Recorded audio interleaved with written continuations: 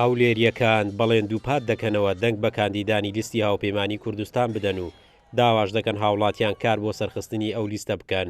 بۆ ئەوەی کار لەسەر داکۆچی لە مافەکانی هاوڵاتیان و کێشە و گرفتەکانیان بکەن لەگەڵ بەغدا. بۆچی دەنگ دەدەین بە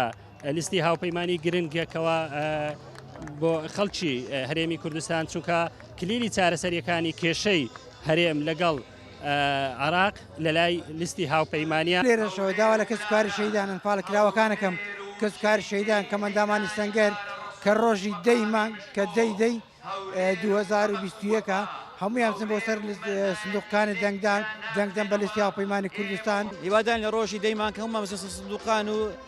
سندوقان پڕکەنەوە بە لیستی هاوپەیمانی کوردستان بۆ ئەوی بتوانین مافەکانمان لە بەغدا جێبەجێ مافەکانمان بۆ بدەدی وەکو کەسوکاری شەیدان دەنگ دەدەین بە هاوپەیمانی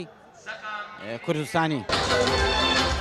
ئەندامێکی سەرکردایەتی یەکێتی نیشتیمانی کوردستان بوونی هاوپەیمانی کوردستان بە گرنگ وەسف دەکاتن و داواش دەکات هەمووان لە ڕۆژی دەنگدان دەنگ بە کاندیدانی لیستی هاوپەیمانی کوردستان بدەن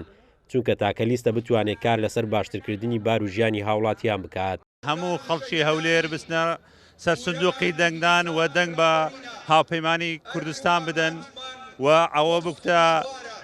ڕێخستنەوە یەکسانی لە هەرێمی کوردستان و یەخستنی سیاسەتی ڕاست و دروست. نزیک دەبینەوە لە بەڕێوەچوونی پرۆسەی هەڵبژاردنەکانی ئەنجومەنی نوێنەرانی عراق لە شاری هەولێر کاندیدانی هاوپەیمانی کوردستان بەڵێن دەدەن پارێزەری چارەسەری کێشە و کەموکوڕیەکانی دانیشتوانی هەرێمی کوردستان بن لە بەغدا. قارەمان جەوهەر، کورسات نیوز، هەولێر.